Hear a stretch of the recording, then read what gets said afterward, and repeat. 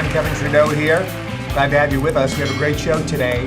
I'm going to be sharing with you 2 success secrets that aren't written up in any book on success.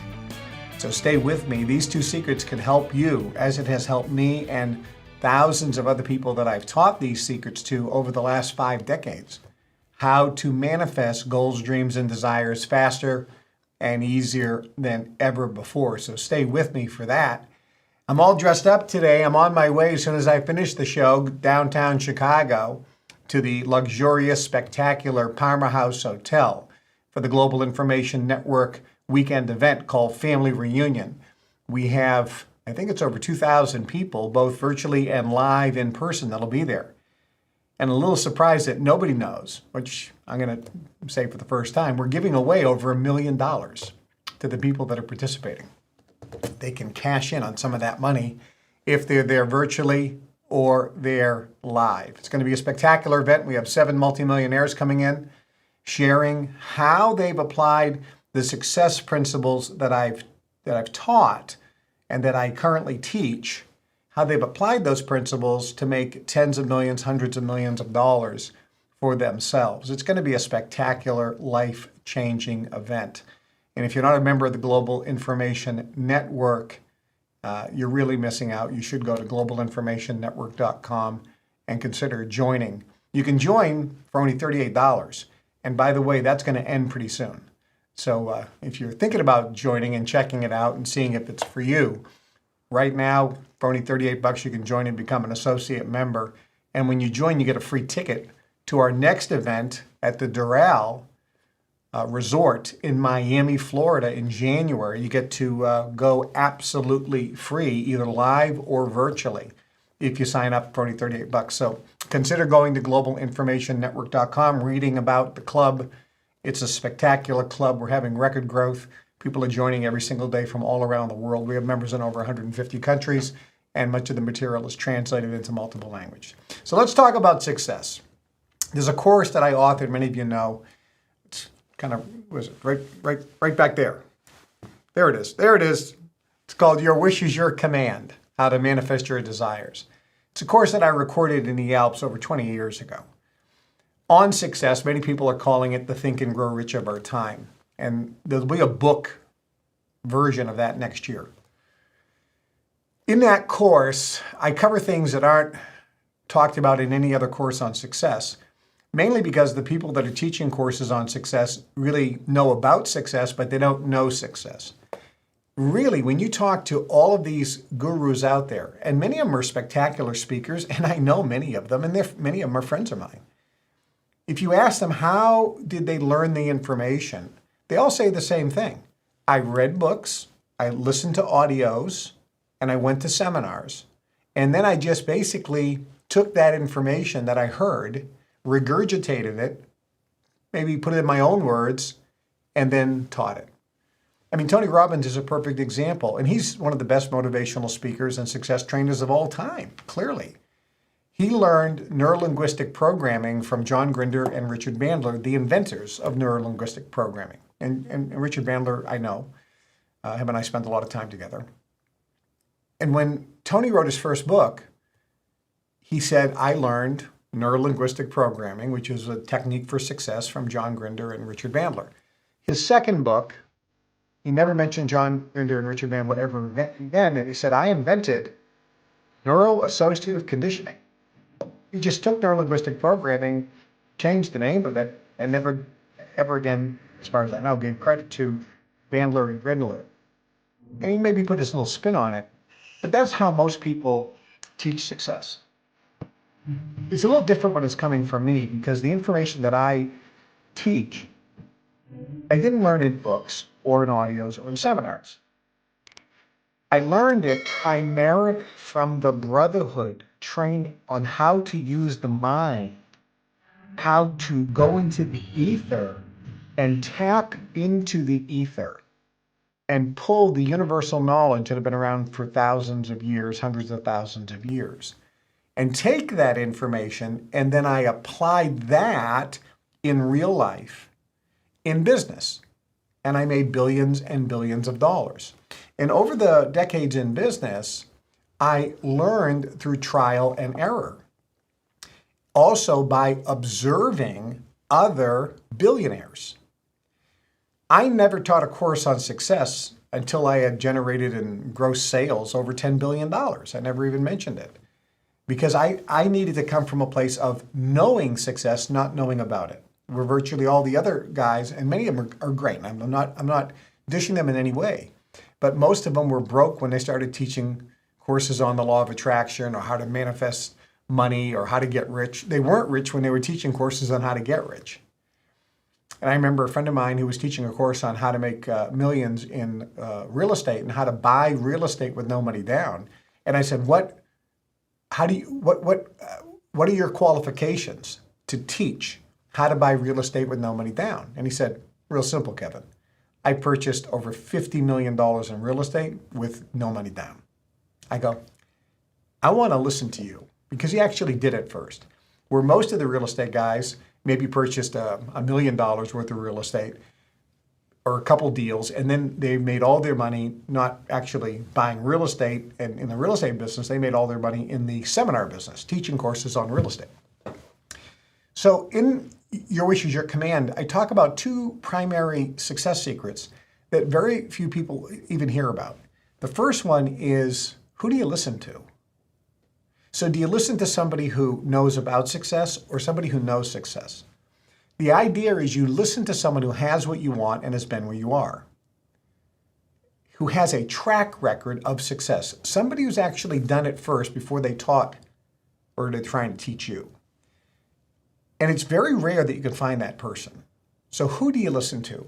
And then the second key concept is, are you teachable? What's your teachability index? Do you have a high willingness to learn and a high willingness to accept change? And I touched on those key elements. They are so foundational. And most people just blow them off as, oh, yeah. But they don't understand how significant it is to be teachable and to listen to the right person. Today I'm going to do a little teaching just to show you that I don't just know about the material, but I know the material, and it comes from thousands of years ago. And if you ask any of these other gurus or success gurus or even spiritual gurus, show me the text where that's true. Who you listen to is critical, and being teachable is critical, and they can't find it. In the Indian or Eastern tradition of India, there's a epic called the Mahabharata, sometimes pronounced the Mahabharata. It's relatively thick, and by the way, this is the English translation, and it's an abridged version. It's actually much thicker than this. In the Mahabharata, and this particular version is translated into English very, very well. So it's easy to read. However, the translation is not necessarily 100% accurate to the original Sanskrit. It's still a very easy to read book, and it gives you the general gist of the story, which teaches unbelievable numbers of success principles. In the Mahabharata or the Mahabharata, there's something known as the Bhagavad Gita. You've heard of the Bhagavad Gita, many of you have, but it's actually just a chapter or a book within the larger text called the Mahabharata. The reason that that's significant is this particular version, it's called the Living Gita. This version is commentated, or there's written commentary by Swami Satchitananda. And Swami Satchitananda, that's a picture of him there, was the guru who came and blessed Woodstock. He was an incredibly famous guru. The Beatles meditated with him. The Beatles also meditated with the great guru Maharishi, who started Transcendental Meditation. But Swami Satchitananda formed an organization in America called Yogaville, and is an amazing story and an amazing spiritual enlightened being. The Living Gita takes the Sanskrit and it shows you, here's the English translation of each Sanskrit verse in the Bhagavad Gita. But because Sanskrit was written in such a way where one word sometimes could be translated into a sentence, the actual translations depending on what English translation you get, can vary greatly. What Satchidananda did, and many people have done this, but I think he did a brilliant job, is he writes commentary explaining in detail, not just the English translation, but from the original Sanskrit, what the verse, they don't call them verses, they call them slokas, actually meant. And they teach very powerful things. So I want to just share a couple of these with you to give you an idea of what's in this text, verifying the importance of who do you listen to and are you teachable, and what the definition of teachable is. I can tell you this, if you listen to the wrong person, if you're very teachable, you're not going to achieve success and happiness and joy. If you listen to the right person, but you're not teachable, but you think you are, you're not going to achieve success. I can tell you this clearly and very emphatically. Most of the people that come to me that are not achieving success, they're listening to the right person, but they're not teachable. And they think they are, but they're absolutely not. So I want to give you a couple things here. Now, let me just give you the quick background of the Bhagavad Gita. There's this guy named Arjuna, who's one of the what called the Pandavas, that's his last name. And Arjuna is an archer, he's a warrior, and there's a family faction war going on between this group, and everybody is our friends, relatives, neighbors, cousins, past teachers. They've lived together, they work together, they're intermarried. So this group, which is fighting this group, it's like you're fighting your own family. On the battlefield, there's these two armies. Krishna is the main character here, and Arjuna. And Krishna, through a series of circumstances, is the charioteer, which means he's running the chariot. For Arjuna, who's in the back, he's the leader of the army. And Krishna is God. Krishna is the divine incarnate.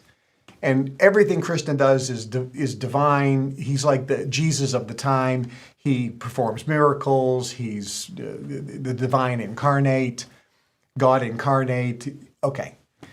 They're on the battlefield, and Arjuna says to Krishna, the charioteer, take the chariot out into the middle of the battlefield so I can assess the situation.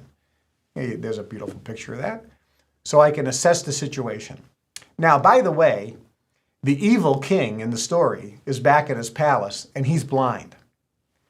He has what's called a seer, S-E-E-R, seer, someone who can see, a psychic, a clairvoyant, somebody who can remote view.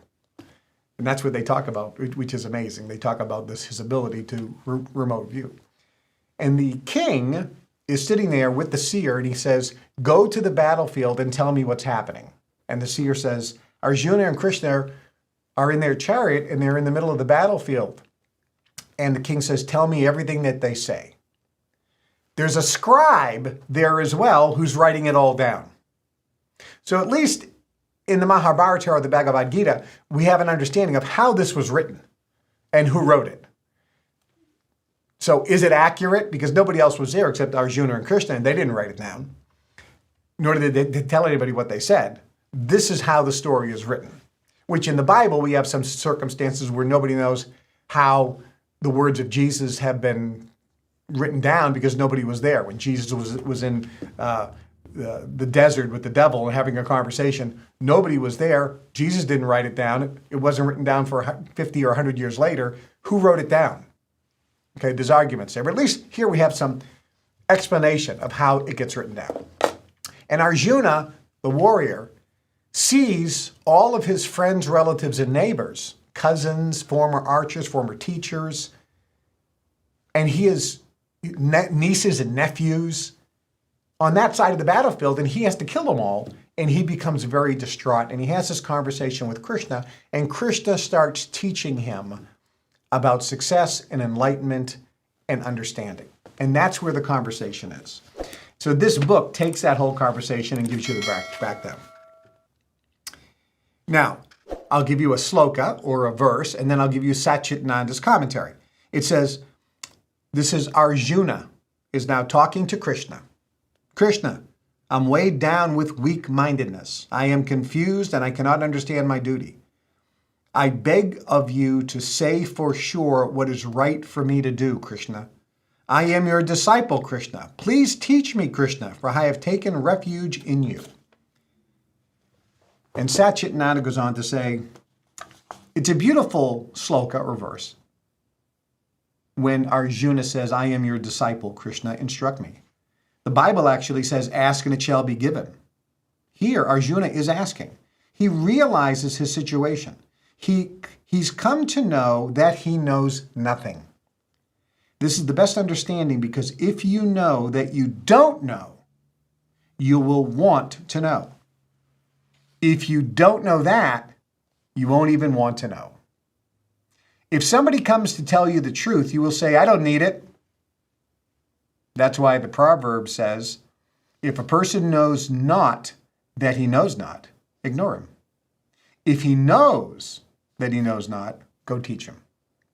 If he knows that he knows, go learn from him. That is so powerful. If he knows that he knows, go learn from him. And if he knows that he knows not, go teach him. So here is Arjuna ready to learn. The qualifications of a sincere student are clearly shown here. When you go to a teacher saying, I know a little bit, can you add a little more? Or, I know, but can you verify it? You are just going there to check your capabilities, not to learn anything new. If you want to learn, go empty and open. I'm an open cup.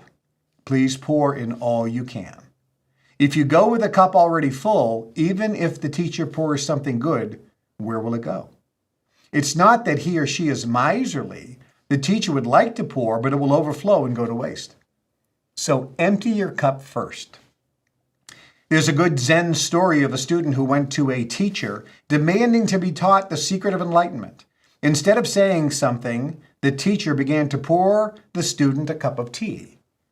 The cup became full, yet the master kept pouring and the tea spilled all over onto the floor.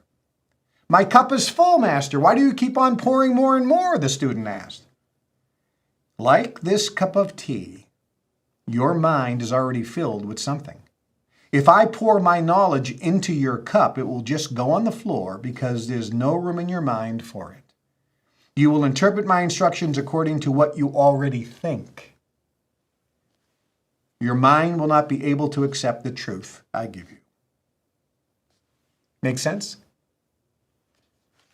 Let's go to another sloka. And I'm just hitting a couple highlights here. Krishna and Arjuna are talking, and Arjuna says to Krishna, if you seek actually, this is Krishna speaking to Arjuna. He says, Arjuna, if you seek enlightenment from those who have realized the truth, prostrate yourself before them, question them, and serve them. Only then are you open to receive their teachings of sacred knowledge. So there's three things you got to do. Prostrate yourself before them. I'm going to define that in a minute. Question them and serve them. Only then, Krishna says, are you open to receive the truth. And if you receive the truth will set you free, and it will bring you prosperity, abundance, and success in all of your endeavors. That's a scriptural promise. So do these three things. Now, let's listen to Swami Satchitananda's commentary. This verse or sloka shows the qualities of a student. Krishna says, become enlightened by surrendering. By prostrating, you annihilate your ego. Also, by questioning and service, only then will the wise instruct you in that knowledge. They won't until then. That means you prove yourself to be a qualified seeker by humbling yourself, by asking, and by serving. To get such knowledge, you just can't simply say, could you give me that? In this case, literally cry and beg for it. That's really what prostrating means. Just because you ask doesn't mean you accept it blindly, however. It doesn't mean to just take what you hear without trying to understand it. If it doesn't suit your intelligence, ask, why is that so? Why is this way and not that way? The seeker has every right to question, but with humility. And that's a very important aspect. Question the teacher, but always with humility, knowing that you don't fully have to understand. Why this way and not that way? With humility. Receiving this knowledge is impossible without humility. You are the receiver. The teacher is the transmitter. Humility allows you to receive. But after you receive, if you have doubts or if you don't fully understand something, you always have a right to question more. A good seeker should question, but yet still be humble and open. It is also the duty of the teacher to convince the student. If the student isn't convinced, he or she won't be a good student. If the teacher can't convince the student, maybe this particular teacher isn't the right one for that person. But to be convinced, the student must listen. If you have your previously fixed opinions and then say, come on, convince me, it's not possible. So you have to be teachable, willing to learn and willing to accept change. You have to be open-minded. You have to be willing to receive first. People sometimes ask questions, and as you answer, they'll be planning to ask another question. Any of you fall into that category? They won't even hear the answer. Moreover, they want the answer to be in such a way that they can agree with it. Such people are not really asking questions to learn, they're just testing the student. Or actually, they're just testing the teacher. Let's define prostrating. Prostrating doesn't always mean you fall at somebody's feet. It's mostly an attitude of humility. You feel that you don't know that much and you trust that the teacher knows a little more than you. You place yourself below the teacher and you receive. Receiving knowledge is possible only if you can humble yourself. To understand, you have to stand under. That's what Arjuna does. I don't seem to know anything, he says. I've lost my intelligence. I've lost my mind. I don't know what to do. Please, Krishna, direct me. Then Krishna starts talking to him, not before. It's easy to pour something into a mind that has been emptied and says, I'm empty. Please pour. Even scientifically, this is so. One beaker is empty or just has a little water in it. Another beaker is full of water. If the empty beaker wants more water from the full beaker, a tube is connected, a kind of siphon. If the tube is filled with air, the water won't flow. The tube should be a vacuum with nothing in it. Then the water is sucked in. The empty beaker can receive the water only as long as the empty beaker is below the beaker that has the water. If the receiver says, I should be equal to you, then the flow stops. When it says, actually, I'm a little better than you, then it loses whatever it had. It's a simple siphon system. Now you can see how scientific religious teachings really are. The flow of electricity is another example. Did you know that this human body itself is a magnet? Every magnet has two poles, north and south. Normally on a map, up is north and down is south. If you are a magnet standing upright, your head is the North Pole and the feet are the South Pole. If you have only a little magnetism and there's a powerful magnet somewhere close by, where would you go to get some magnetism? Which part of you should rub which part of the big magnet? Your head, being the North Pole, should rub the feet, the South Pole, of the other person who's the big magnet. That way you can draw the magnetism. And that's where prostrating comes from, putting the head to the guru's feet. This is another reason for prostrating. Put your head on the teacher's feet. Don't think it's such a joy for teachers to see many people falling at their feet. They get drained. It's not that easy to be a guru. Very soon, they will be totally drained unless they know how to bring in more energy. That means they should put their heads somewhere under the greatest feet.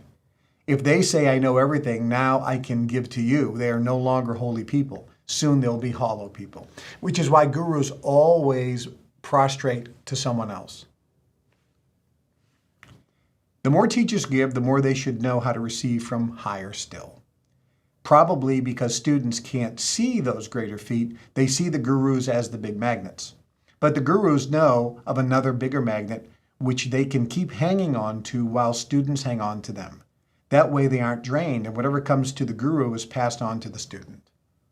This is why when you're listening to someone who's always learning, who's always pulling an energy, that's your greatest teacher, instead of somebody who thinks they're the end-all.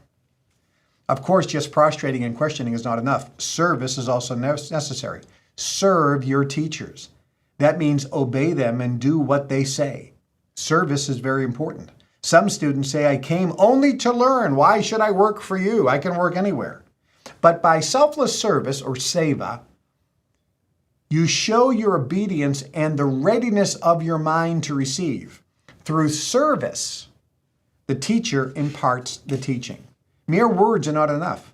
Physics and chemistry cannot be taught just from books. The student has to go into the lab and work. In the case of spiritual knowledge, the lab is the entire world, wherever you are. The teacher will say, go and wash the toilet. It's karma yoga. In the olden days, when disciples went to gurus, they seldom saw the guru for years. They only saw a few of the senior students. Whether king or peasant, they were simply asked to do some work. Okay, you've come? You want spiritual enlightenment? Good, go cut the lawn. Gather some grass for the cow. Bring some wood to the kitchen. And that's what they would do. There was a case in the Vedas where a student approached the teacher who said, here's a cow. Go and let her graze. Stay there until the cow multiplies into 100. A normal course of study under a teacher was 12 years. You might say that was way back in the bullock cart age, but now we're in the jet age. Can't we learn in 12 minutes? I'm sorry, no. Truth is the same always. Actually, you can learn in 12 minutes if you have the right attitude. But it still takes a long time to rub, scrub, and clean the ego to get the proper receptivity of the mind. It's covered with so much mud. To empty the mind and clean it sometimes takes a long time. But the journey, not the destination, is the reward. Think about these things. There is more, but that's just to give you a little bit of a taste of teachability index and listening to the right person. In those commentaries, there are nuggets of gold about the type of person that you should be gaining your information from. The greatest teacher is always the greatest student. Many people, I show pictures when I'm with this guru, the Dalai Lama, monks, various people, the study that I do, the prostrating I do. And people say, well, how can you bow down to someone when you are, more enlightened than them, let's say? Well, some people forget that Master Jesus bowed down and got baptized by John the Baptist. The greatest always bow down, always humble themselves, and are always filling themselves up. Because the axiom which says, the wise man learns from the fool, but the fool doesn't learn from the wise man. Think about that. Think about that strongly. Out of this book, The Guru Kept Lessons, which I did not write. People say, oh, did you write this? I actually typed it on a typewriter, but these are not my words. I took blocks of thought from the ether and I translated those into English. If anything, I was a translator. Some people say, oh, you channeled this. You could say that. But it's not just into the ether, like channeling Abraham, as Esther Hooks does, or channeling Ramtha, or channeling Seth, or channeling different people. They're all on different vibratory planes. I go above the veil into the static. So there's no filter. And then I take the blocks of thought and I put it into the Guru Keb lessons. And I grabbed this because I said, I must have translated something about this information. And I did. There's a lesson called Who to Follow and Why, part 1 and 2. When it comes to self-improvement, personal development, self-realization, enlightenment, success training, personal transformation, how to set and attain goals, and other such areas of the mind and spiritual nature of man, consider this. No one ever has invented or created anything. All a person ever did was discover the truth. What was there all along? No scientists invented DNA. They discovered DNA, as DNA was always a reality. No researcher created the atom, as atoms were always atoms even before mankind knew about them. No astronomer invented Pluto or any new planet. They simply discovered what was always there. Electricity was not invented, it was discovered, as was quantum physics. But when we get into areas of personal development, such as how to remove blocks to help you achieve success, or the secret to enlightenment, the method to eliminate mental and emotional pain, opening your chakras, success secrets, and so forth, many masters, authors, speakers, trainers, and gurus want to patent, copyright, and call these discoveries mine. They want to claim ownership to what they are teaching as if they invented or created something new. Nobody ever did this before I invented it, they shout. Really? Have you ever read the 5,000-year-old Vedas, Patanjali's Yoga Sutras written thousands of years ago, the Chinese writings of the Tao, Kashmir Shaivism, the Zohar, Kabbalah, Sufi teachings, or other ancient texts? Many of you probably have not. How about the secret teachings of the Freemasons, made available only to 33-degree Masons who are selected? Or other secret society teachings like the Brotherhood? I can assure you that whatever is being taught today as new is in these ancient texts or other writings that go back many hundreds or thousands of years. Everything from tapping to homeopathy to energy clearing, you name it. They were all practiced and used by people thousands of years ago. No one created or invented the law of attraction in the same way that no one invented the law of gravity. No one invented how the mind works. It simply always worked that way and always will. No one can patent how the mind holds pictures and traps energy and can be re-stimulated later, adversely affecting us. That's not a patentable or copyrightable material. No one ever invented chakras or astral bodies or energetic bodies or how the words you can use create things in your reality. They simply discovered what is truth, what was always there, and what is in fact reality. No one can say, I invented the only method of releasing and clearing trapped energy, and if you use my method, your life will improve in every area. What a person can say is, I discovered a method, probably one of many, that I think and appears to be a way to release and clear trapped energy, and if used, it seems to help most people and improve every area of their lives. See the difference? One's humble, one's arrogant. The key points are, number one, it is only what they think or assume or theorize. They do not know with 100% certainty. Number two, they did not invent it. It is not the only method, nor can they say the best. If what they discovered does something, did they not invent or create it? They discovered it or became aware of it, a method of clearing energy, for example. Number three, claiming ownership is the number one indicator that a person is not highly evolved and instead is ego-driven. It also shows that a person is in fact does not know, but rather only knows about. So beware of somebody who claims ownership. It's mine, I invented it, I copyrighted it, I patented it. One of the greatest researchers in the area of the mind and unlocking human potential and abilities delivered over 100,000 hours of recorded lectures over his lifetime.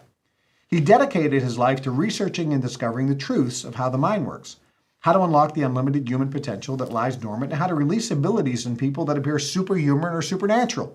He stated, quote, the truth of the mind, the entire physical universe, consciousness, and everything that can be classified as non-physical or spiritual can now be proven with science, hard facts, and evidence.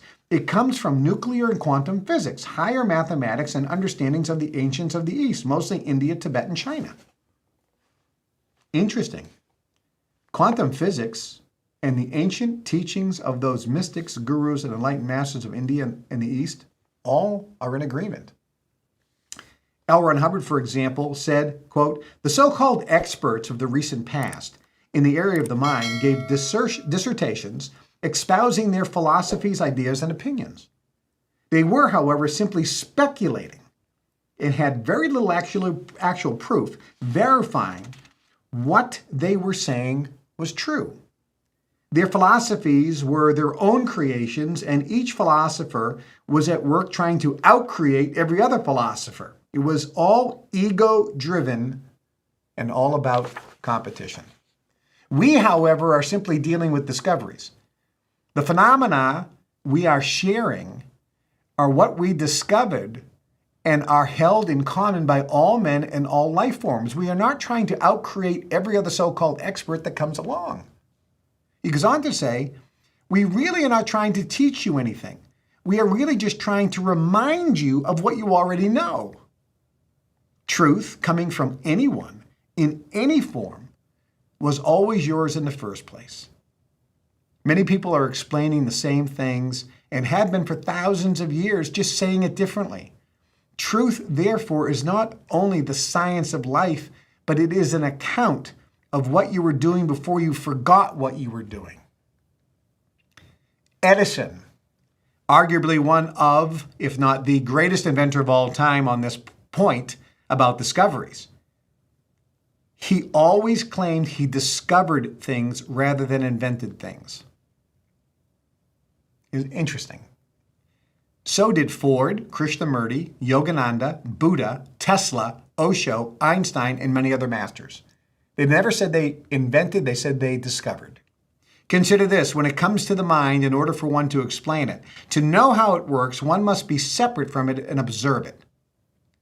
Who then would be doing the observing? You. Yourself.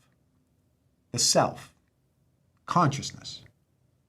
You are not your mind and not your body. You have a mind and you have a body. When one reaches this level of being separate from the mind and body and observing and being the witness of both, one can then share what they discovered, observed, and witnessed. All we have to do is listen to them. Luckily for mankind, thousands of enlightened souls have already done this, and their writings and discoveries are available to all. They have no ego and claim nothing as theirs. With this in mind, consider what I have said before in many of my messages, books, emails, blogs, posts, and lectures. Who do you listen to? Beware of those experts who I am certain are very well intentioned, but perhaps a little too ego-driven, that they want to claim credit to truth as if it is their inventions, creations, methods, or secret systems relating to how to improve the human condition and make your life better in every area and every aspect. When you know truth because you've actually experienced observing the mind and the non-physical universe as Edison describes, you never feel you have to claim anything as yours. Therefore, if someone is claiming ownership to truth or a method as their trademark creation, know that they have not achieved that state of being, the witness of the mind. Therefore, they do not know. They only know about. Thus, they always feel threatened. Nothing real can ever be threatened. Therefore, when you have experienced firsthand that of being a witness to the mind and have experienced personally the merging with all that is, you never feel threatened. You never need approval, validation, or feel the need to be affirmed. Truth is truth. Reality is reality. You have complete knowingness and certainty. Look for these qualities in those you listen to and work to attain them in yourself. Everything already is when it comes to the mind and spirituality. All has already been discovered and revealed to all of us because so many have already achieved enlightenment. There have been millions of highly evolved beings on earth spanning thousands of years who have reached the spiritual level of being able to observe and witness the mind in action and the entire spiritual, non-physical nature of the universe. These people are known as beings of enlightenment and sometimes called saints or avatars or self-realized. Many of them, over thousands of years, have written such observations and discoveries for all of us to learn from. These texts are available to all of us now. But who will spend the time reading these esoteric texts from all around the world? Very few. Lucky for us right now, in fact, there are hundreds of thousands of such enlightened, self-realized beings on planet Earth. Many of them are sharing what they know through books, lectures, videos, and workshops. They are sharing what they know, not just what they know about. I encourage you to seek truth from source via someone who is not claiming to be source, but rather working to open you up so that you can connect with source directly. Finding such a person and following their teachings is the fastest and easiest path to get where you absolutely want to go. Enlightenment, self-realization, self-mastery, and success, abundance, and prosperity in every aspect of your life. Much love to you as you proceed in your journey, making it an adventure. May you never be the same. Guru Kev. That's why I got the Guru. One more little short one. This, if you get it, is probably the most important lesson I will ever teach you. Who do you listen to, and are you teachable and coachable? Are you an open vessel? Do you have humility? Are you asking questions, and are you serving? Think about it. More on who do you follow? Many people still ask, how do I know which group to join, teachings to embrace, or person I should trust, believe in, or follow? First, you can never be wrong. No matter what you do or choose, you will simply create something that allows you to define more clearly what you do want, and you can then create it. Take life lightly. Care, but not that much. When you are ready, you will attract into your experience, and you can and will see and feel the truth in a teaching and or the power of the teacher. When you are not ready, which means being too caught up in the intellect, mind, thoughts, ego, instead of heart feelings, you might not see or feel truth or the power that is being made available to you. If a thief met a true saint, all the thief would see is what he could steal from the saint. He would never be aware that he was in the presence of a saint or a master, and his life could be transformed forever if he was in a state of allowing. Even though being in the saint's presence could be transformative, he would have no awareness of his own transformation. Thus, he would reap no benefits. Many of you are like that. If a poor man on a remote island was given 1 million euros, he might not have any awareness of what euros or money is and the value of what he has been given. He might burn it for heat. He might take the money and use it to make a roof so he will not get wet. One must be ready and have awareness of the value of what one is receiving to truly benefit. Many of you have been given more gifts than you realize. You have everything. It is just your lack of understanding this truth that is holding you back from making all your dreams come true and being more joyous and blissful than you could ever imagine. The books, the audios, the trainings, the Success Mastery course, the events, meetings, seminars, webinars, partner program, monthly Zoom calls, partner conventions, are all designed, among other things, to increase your awareness of what is already inside you, yet dormant, and to awaken it. The energy in all the trainings, not the intellectual knowledge, activates your dormant power and awareness. Without the energy from the trainings, the training is just interesting intellectually, but lacks the true power to transform. With intellectual knowledge, you just know about things, but you do not truly personally experience them, so you never really know. Most of us have no awareness of what needs to be transformed within us, or what we are wrong about. When you come in contact with the true energy, which is pure love, you are transformed in a way you need, but might not expect. you are then never the same. Based on your own awareness level, you will be able to feel or know what training is right for you. There are a few things to consider when choosing who or what to embrace, but always follow your feelings in what you feel is right. You cannot make a mistake anyway, so don't worry. Life is a journey with many detours. Just have fun and always enjoy the adventure. Questions you might ask or things to look for in people who do success or self-improvement training. The answers are some indicators that a person is not fully plugged in to source and not coming from love. These are indicators that a person is still caught up in mind, thought, intellect, ego, and their training lacks the power to transform. Do they show lack of appreciation? Are they still reading books, or do they believe they don't need to because they already know it all? That's a low teachability index. The Dalai Lama, by the way, reads every day and says he learns something new every day. Do they operate, think, talk, act out of fear, lack, worry, anxiety, or concern? Do they speak condescendingly and show conceit toward others? Are they critical, judging, condemning, and finding the imperfections in things and people? They believe in absolutes, and their understanding of right and wrong, good and bad, are the only correct viewpoints? We know some people like that. Are you listening to them? Are they very concerned about how others view, think, and talk about them? Are they very concerned about how others live their lives and without being asked are obsessed with trying to change or fix others to their correct way of living and beliefs? Are they attached to the body and to material things? Do they have a need for prestige, status, acceptance, power, control over others and all conditions around them? Sounds like some people we may know. Sounds like some authors, speakers, trainers. Are they revengeful, unforgiving, and arrogant? Have a fear of losing of what they have?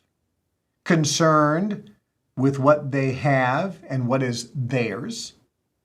Focusing on analyzing, intellectualizing, overthinking instead of following their feelings? Afraid of making a mistake and being wrong? Must make others wrong and themselves right? Being self-righteous? And the list can go on. You see, all of the above are fear-based, not love-based. When a person is acting from an abundance of fear, they might have lots of love too, but enough fear to show itself. They are really acting from a lack of personal experience and knowingness. Fear is always based on this ignorance. Love them as they know not what they do. Make sense now? When Jesus said that, love them, for they know not what to do. If you understand that they're coming from fear, you love them anyway. Look at yourself and do a little self-analysis with the above list. I am sure there are things you can improve on too. Be happy right now, as no matter where you are perfect. If you choose to be more of a state of love than fear, then go for that. But remember, you are still perfect right now the way you are. I know it's a hard concept to understand. Not that anyone is, quote, perfect. Consider also that no one is perfect that is still in a body. Remember, too, that you can and are encouraged to learn from everyone. Many of these people who show many of the above traits are still very well-intentioned and might have great information. We learn from everyone.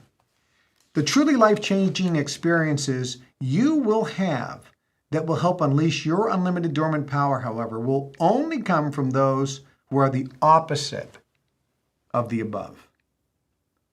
Simply take each characteristic above and think of what the opposite is. If you find a person with many of those traits, or close, as no one is perfect, you might be on to the real deal.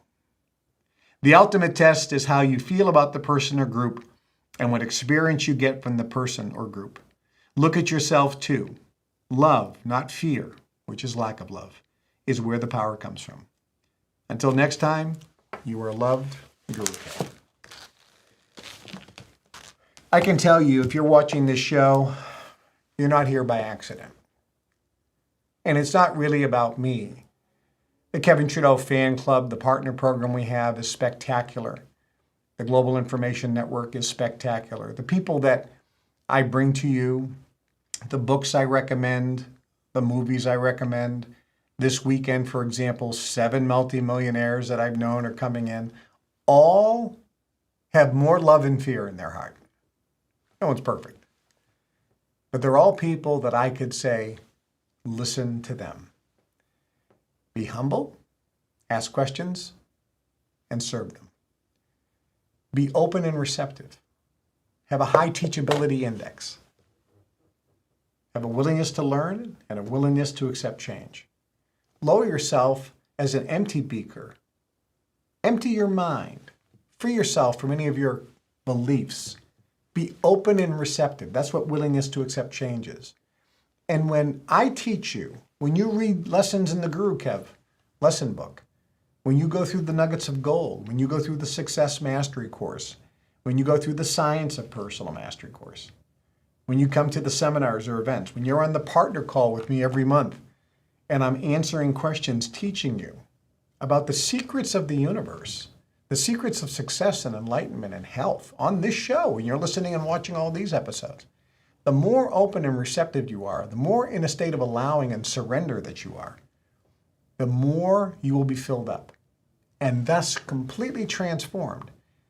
And what that means is your vibrational frequency, your constitutional vibrational frequency that operates 24 hours a day, 7 days a week, is going to shift and change so that you start becoming a success magnet. You start attracting into your life the things that you want and desire. And your life becomes better in every aspect. You are a miracle. You are a miracle of creation. And remember, God dwells within you as you. You are the pure expression and extension of God's love. Just as God is love, so are you. You are love. Just become aware of that truth and reality, and your world will change. I'm Kevin Trudeau, getting ready to go to the Global Information Network weekend event, family reunion. Thousands of people, I believe, from around the world watching live and there physically.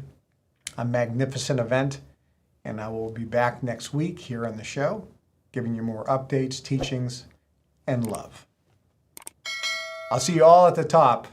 Until next week.